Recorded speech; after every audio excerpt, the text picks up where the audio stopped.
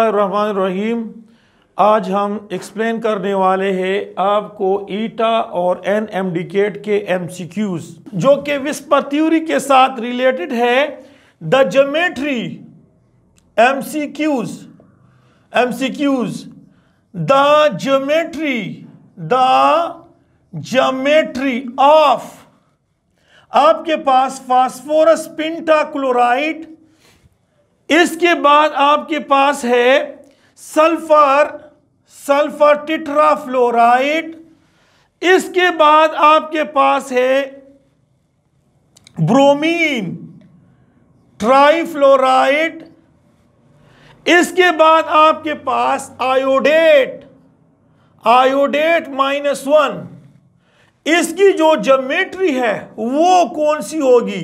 Trigonal, बायापिरामिडल, B T shape की होगी, सी number सीसा शेप का होता है, सीसा होता है, और डी नंबर ये टेट्राहेड्रल होता है। देखिए मैंने अभी बताया कि ज्योमेट्री जो है वो डिपेंड करता है जेड वैल्यू पे या फिर स्टीरिक नंबर पे या फिर lone pair plus bond pair electron पे, या फिर इसको हम कहते हैं कि डिपेंड करता है हाइब्रिडाइजेशन पे।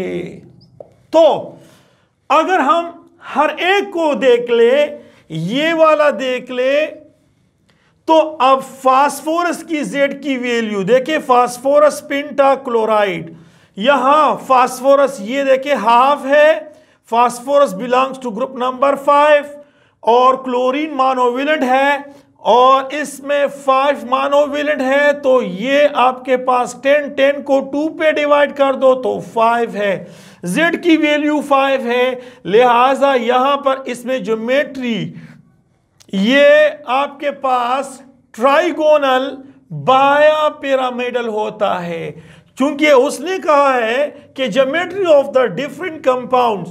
तो अगर यहां पर आपके पास ट्राइगोनल पिरामिडल बनता है तो यहां पर भी ट्राइगोनल पिरामिडल बनेगा, यहां पर भी बनेगा और यहां पर भी। अब देखिए चूंकि आयोडेट है तो आयोडेट को थोड़ा सा मैं एक्सप्लेन करता हूं। तो आयोडेट -1, देखिए आपके पास है ये हाफ, जो आयोडीन है जो इसका लीनियर शेप है, देखिए इसमें आयोडीन जो है ये बिलोंग करता है group number 7 and has 7 electron in outermost shell, लेकिन इस पे -1 चार्ज है। -1 चार्ज का मतलब यह है कि एक आपने इसके साथ प्लस करना है, और इसके आयोडीन के दोनों साइड पे ये देखिए, दोनों साइड पे, इसके दोनों साइड पे 2 मोनोवेलेंट मौजूद है।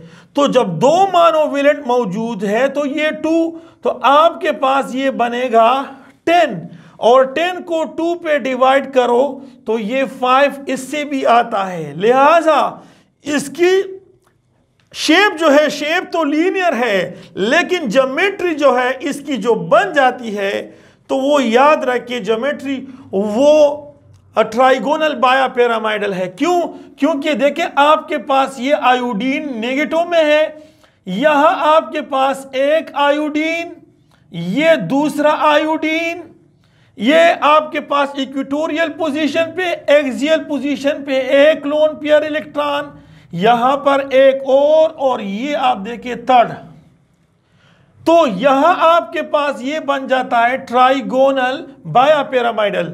लेकिन अगर ये इसकी ज्योमेट्री है, अगर हम इसकी लोन पेयर इलेक्ट्रॉन को हटा दें और इसको देखें तो ये आपको लीनियर ही नजर आता है। तो शेप लीनियर है, लेकिन ज्योमेट्री मेरे ख्याल में सबकी ज्योमेट्री जो है वो आपके पास सबकी ज्योमेट्री जो मौजूद है, तो ये आपके पास जो ज्योमेट्री है तो वो ट्राइगोनल बायापिरामिडल है, ट्राइगोनल बायापिरामिडल इसकी ज्योमेट्री है। अब देखिए the shape and geometry of the given compound. देखिए ये आखिरी एमसीक्यूज कराता हूं विस्पर थ्योरी में, एक आखिर वाला एमसीक्यूज कराता हूं।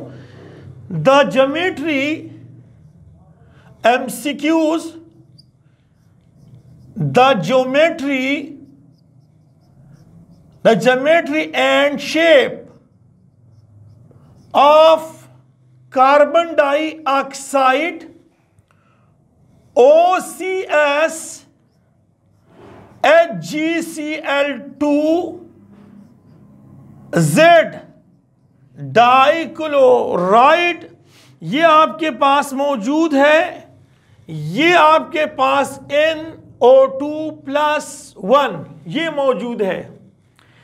तो देखिए मैंने आपको बताया कि ज्योमेट्री एंड शेप ये वाला गिवन कंपाउंड के लिए कौन सी होगी, क्या होगी। तो सबसे पहले ऑप्शन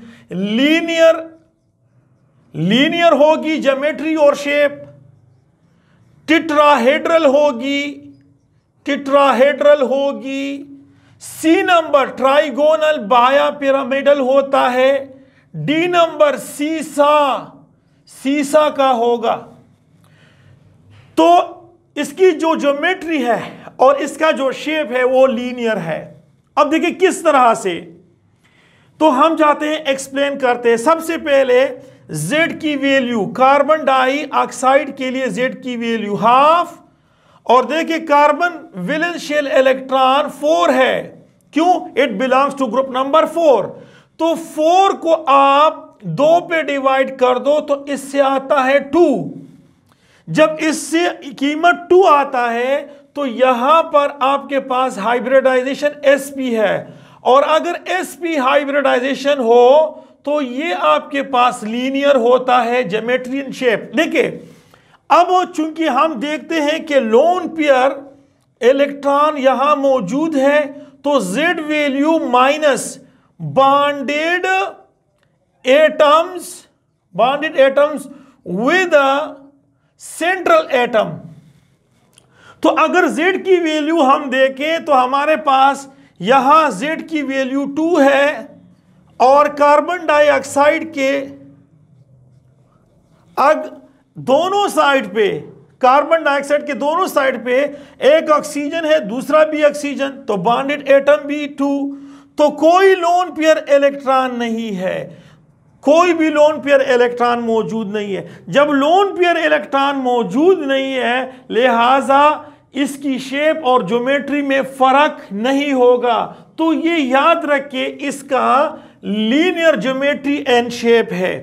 थोड़ा मैं इसमें से ये वाला थोड़ा सा एक्सप्लेन करना चाहता हूं। ये किस तरह से कि अगर आप इसकी Z की वैल्यू देखें NO2+1, तो ये आपके पास हाफ बनता है।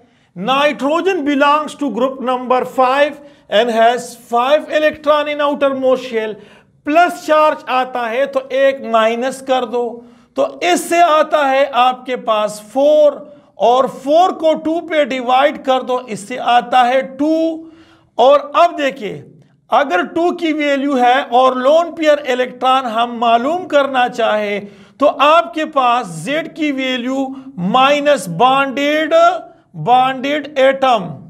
अगर Z की वैल्यू 2 है और नाइट्रोजन के दोनों साइड पे ऑक्सीजन है, 2 एटम्स है, तो ये 2। कोई लोन पेयर इलेक्ट्रॉन यहां पर भी मौजूद नहीं है, लिहाजा यहां पर इसका शेप और ज्योमेट्री जो है वो दोनों सेम होगी और वो लीनियर होगी। Thank you for watching this video. Okay, खुदा हाफिज।